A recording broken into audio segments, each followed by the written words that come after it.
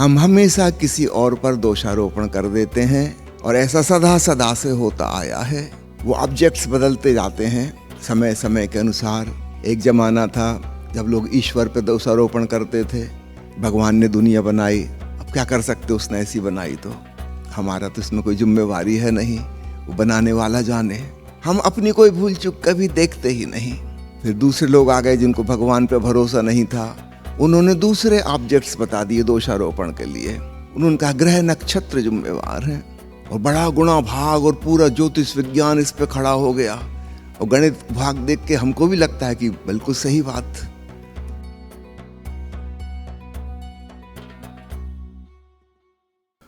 ओशो के द्वारा लिखित फूल और फूल और फूल की कथा नंबर 3।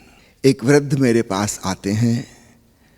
वे अक्सर कहते हैं नई पीढ़ी बिल्कुल बिगड़ गई है, यह उनकी रोज की ही कहानी है। एक दिन मैंने उनसे एक कहानी कही। एक व्यक्ति के ऑपरेशन के बाद उसके बदन में, उसके शरीर में बंदर की ग्रंथियां लगा दी गई थीं। फिर उसका विवाह हुआ और फिर कालांतर में पत्नी प्रसव के लिए अस्पताल गई।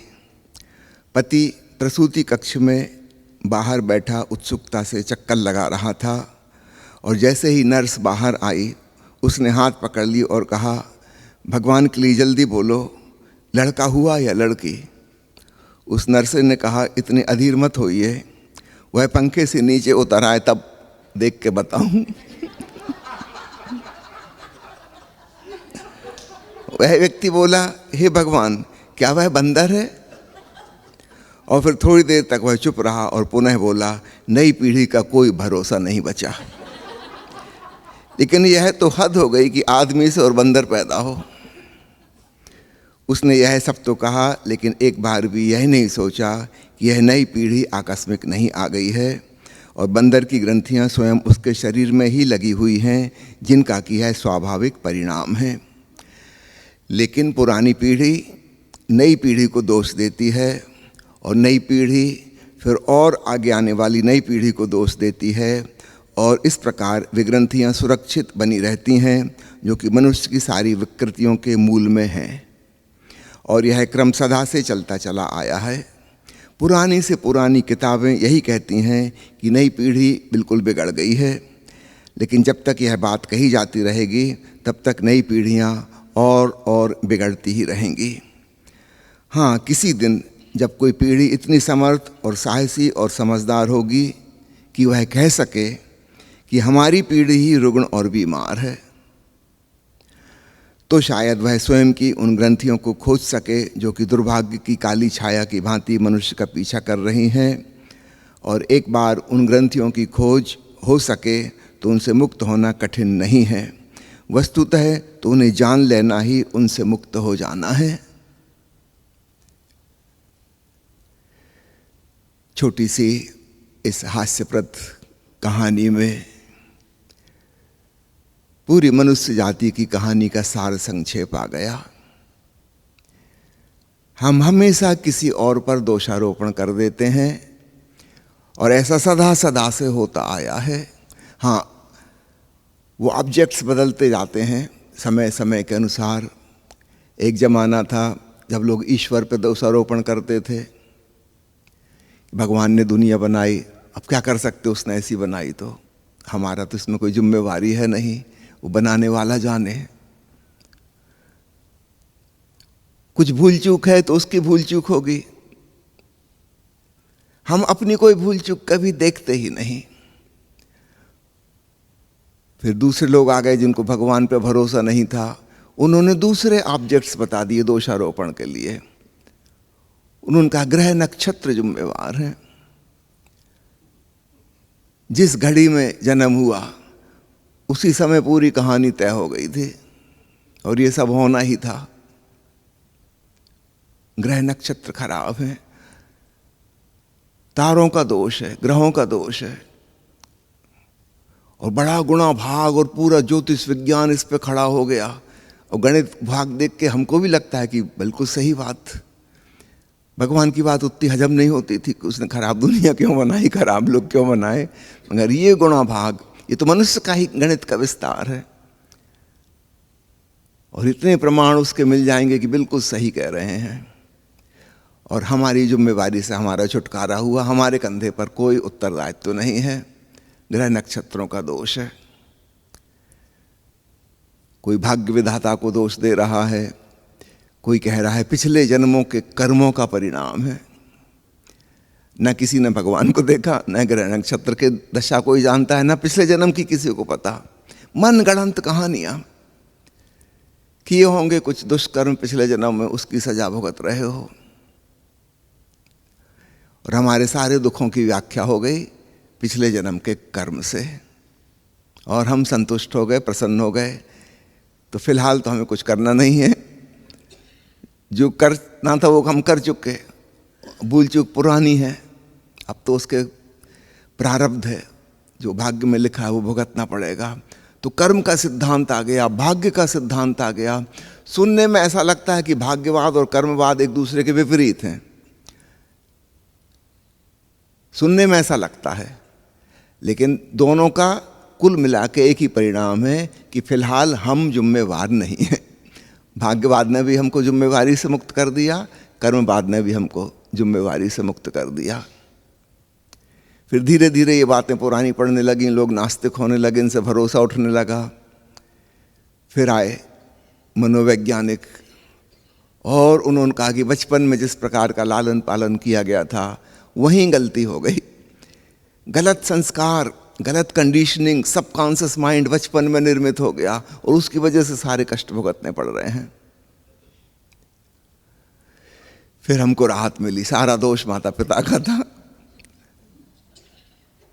हमारा तो कोई दोष है नहीं। उन लोगों ने ठीक ढंग से पालन पोषण नहीं किया, गलत विचार, गलत संस्कार, गलत आदतें दे दी। कोई खास फर्क नहीं है। फ्रायड इसी जन्म के पिता को जिम्मेवार ठहरा रहा है और पुराने ईश्वर मानने वालों ने उस परम पिता को जिम्मेवार ठहराया था। कहानी वही की वही है कि कोई और जिम्मेवार है। मनोविज्ञान की बात हमें फिर जची, क्योंकि नई भाषा थी, नए टर्म्स थे बड़े प्रभावित करने वाले। ग्रह नक्षत्रों के टर्म्स से हम बोर हो चुके थे, ये वाली टर्मिनोलॉजी एकदम जची और सारी दुनिया प्रभावित हो गई कि हम में जो भी विकृतियां हैं वो बचपन में अवचेतन मन में निर्मित हो चुकी हैं। कुछ सालों पहले जर्मन का एक व्यक्ति आया हुआ था, वो बड़ा ही उदास और हमेशा चिड़चिड़ा गुस्से में नजर आए। तो 2-3 दिन तक तो मैंने कुछ नहीं कहा। फिर मैंने उससे पूछा कि आप हमेशा ही कुछ परेशान से नजर आते हैं, इतना तनावग्रस्त चेहरा। कहने लगे हाँ, मुझे बहुत क्रोध आता है, हर छोटी छोटी चीज़ पे नाराज़गी है। अब तो ये भी नहीं पता लगता कि किस बात पे नाराज़ हूँ, बस इतना पता है कि नाराज़ हूँ। मैंने पता लगाया, काफ़ी पढ़ा लिखा है, जेनेटिक इंजीनियर है, और उसने बड़े मज़े से सारी बात टाल दी। उसने कहा कि हमारे डीएनए ही खराब थे, मेरे नाना नानी, दादा दादी, दोनों तरफ से, माता पिता की तरफ से हमारे वंश में ही ऐसी परंपरा चली आ रही है क्रोधित होने की। तो मेरे क्रोमोसोम्स में, मेरे जेनेटिक्स में ही लिखा हुआ है। अभी आदमी बहुत वैज्ञानिक शब्दावली का उपयोग कर रहा है, वो पूरी तरह कन्विंस है। ठीक वैसे ही जैसे हम किसी जमाने में ईश्वर से कन्विंस थे, ग्रह नक्षत्र से कन्विंस थे, मनोवैज्ञानिकों से कन्विंस हो गए, ऐसे हम जेनेटिक्स से कन्विंस हैं। ये और बिल्कुल नई भाषा है, कहीं कोई भूल चूक नजर नहीं आती। और हम जल्दी से मान क्यों लेते हैं? क्योंकि हमको बड़ी रिलीफ मिलती है कि हम जिम्मेवार नहीं हैं। कार्ल मार्क्स ने कहा कि परिस्थितियां जिम्मेवार हैं सारे दुखों के लिए। जब तक वर्ग भेद रहेगा आदमी कैसे खुश हो सकता है? आधी दुनिया मार्क्स के प्रभाव में आ गई, कम्युनिस्ट हो गई। यद्यपि कम्युनिस्ट होने के बाद दुख बिल्कुल नहीं मिटा। शायद पूंजीवादी देशों से ज़्यादा दुखियारे लोग साम्यवादी देशों के हो गए। कन्विंस क्यों हो गए? क्योंकि हमने बाहर की परिस्थिति को दोषारोपण कर दिया। वो स्थितियां अलग अलग हैं। वो कह रहा वर्ग भेद की वजह से।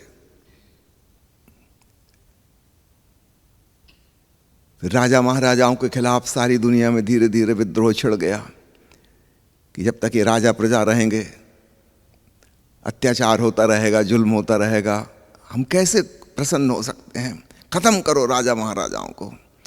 और एक सिलसिला चला, धीरे धीरे धीरे सारे सिंहासन पलट दिए गए, राजाओं की जगह राजनेता आ गए। हमारा दुख नहीं मिटा, शोर नहीं मिटा, अब हम सरकार को गालियां देते हैं। कई लोग आके मुझसे पूछते हैं कि शादी करें कि ना करें, परिवार वाले फोर्स कर रहे हैं, वो मन है नहीं, आपकी क्या सलाह है। मैं कहता हूं कर ही लो, क्योंकि जीवन में बहुत दुख, संताप और कष्ट आएंगे और हर चीज की जिम्मेवारी हम भगवान पे और सरकार पे नहीं थोप सकते। तो कोई एक व्यक्ति चाहिए सामने। अब भगवान शब्द हवाई हो गया, कहाँ है नहीं है, कब मुलाकात होगी। और सरकार शब्द भी बस एक शब्द ही है, आप किसको पकड़ोगे, कहाँ शिकायत करोगे, कोई सुनने वाला नहीं है। और हर चीज के लिए सरकार और भगवान जिम्मेवार हम नहीं ठहरा सकते। एक जीता जागता इंसान हो सामने, ताकि हम उस पर नाराज हो सकें कि इसकी वजह से मेरी जिंदगी बर्बाद हो गई। शादी यानी बर्बादी। यद्यपि बड़े बुजुर्गों ने समझाया था, हम ही नहीं माने। एक पत्नी अपने पति से पूछ रही थी कि आज हमारी शादी की सालगिरह है और तुम बड़ा इंतजाम कर रहे हो सेलिब्रेशन का, और दोस्तों को बुला रहे हो, पार्टी दे रहे हो, ये कर रहे हो, वो कर रहे हो, एक बात तो बताओ, हमेशा तो तुम कहते हो कि शादी में बर्बाद हो गया, लुट गया, पिट गया, मर गया, जिंदगी नहीं बची, तबाह हो गया, फिर सालगिरह का सेलिब्रेशन क्यों मना रहे शादी की। वो एकदम देवानंद की तरह खड़ा हो गया और उस महानायक के अंदाज में गीत गाने लगा, बर्बादियों का जश्न मनाता चला गया।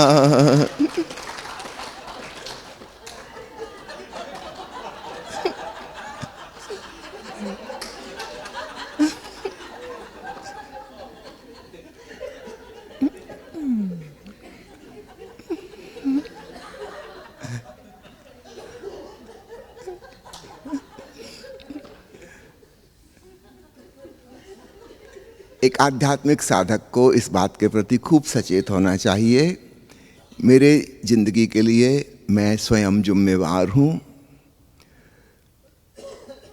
इसी से हम बचना चाहते हैं और भांति भांति के उपाय खोजते हैं, और बड़े लॉजिकल, रेशनल, जस्टिफाइड चीज़ें हमको नज़र आती हैं। सब बकवास है। असली बात है हमारे दुख के लिए हम जिम्मेवार हैं।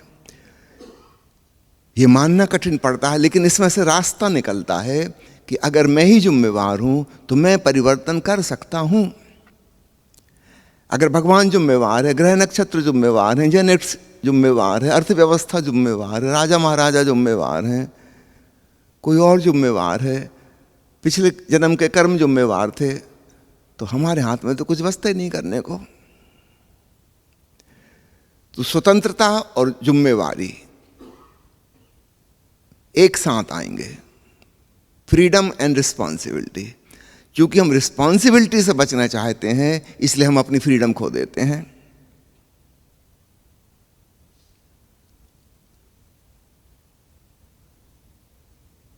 हमें अपनी रिस्पॉन्सिबिलिटी अपने कंधों पे लेनी होगी।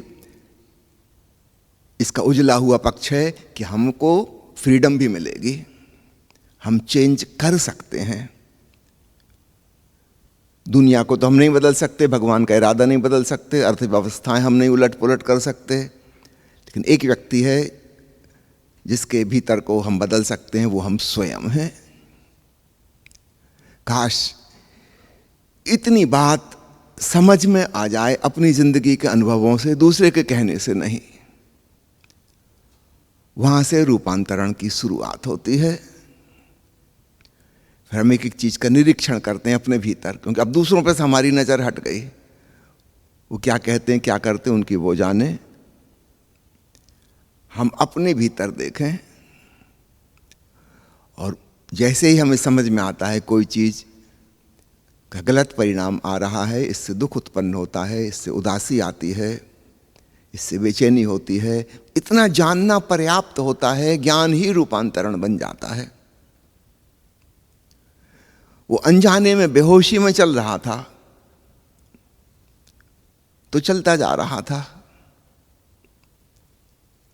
जैसे हम उसके प्रति होशपूर्ण होते हैं, अच्छा तो ये ट्रिक है, फिर वो तरकीब आगे नहीं चल सकती। स्वयं के प्रति होश, अपने मन के प्रति, अपनी भावनाओं के प्रति, अपने विचारों, अपनी धारणाओं के प्रति, और सर्वाधिक महत्वपूर्ण अपने सूक्ष्म अहंकार के प्रति। कोई शिकायत करता है कि लोग सम्मान नहीं करते इसलिए दुखी हूं, वो ये नहीं देखता कि मेरे भीतर का अहंकार सम्मान चाहता क्यों है।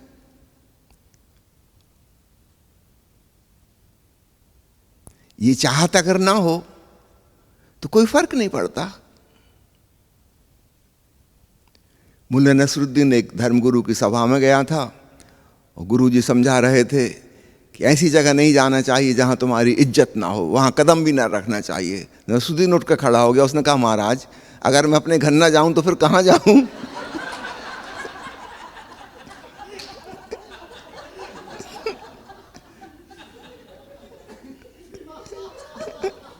आप बताओ कहां जाऊं?